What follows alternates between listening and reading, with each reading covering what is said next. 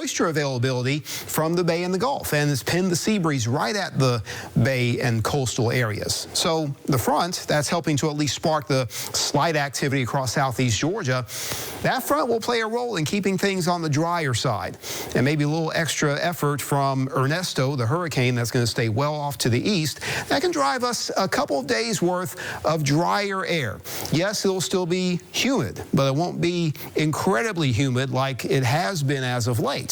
And that's mainly because of the east to northeast wind pattern that we'll be in. Mostly east tomorrow, still comes in off the Atlantic Ocean, so we can have a feed of moisture that can produce a couple stray showers across our eastern Big Bend counties, but very limited coverage, not incredibly strong, and not a lot of sea breeze interaction, so it simply means our rain chances are still pretty low. And temperatures, they'll still be on the hot side. But with less moisture in the atmosphere, those feels-like values are not going to be extremely high. Yes, if you're out in the sun for a long amount of time, from midday to about 4 p.m., it's going to be toasty. But the actual heat index will likely hover around 100, maybe reach a peak of 104.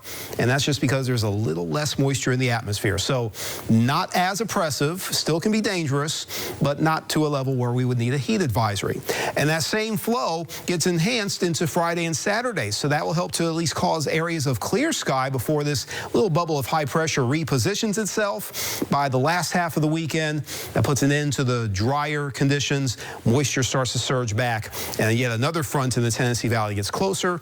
We'll monitor Sunday for maybe a bit more of the scattered variety of showers and storms. But a couple dry days may not be all that bad for folks who are still recovering from Debbie's effects, especially with the flooding concerns.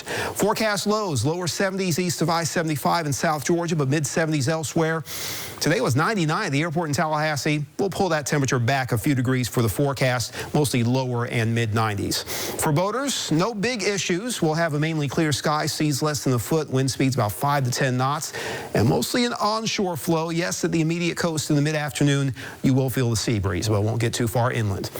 Rain coverage staying very low right through the beginning of the weekend, but as mentioned, moisture does set to surge back Sunday and Monday, so we'll see a corresponding return of scattered showers and storms for those afternoons and early evenings.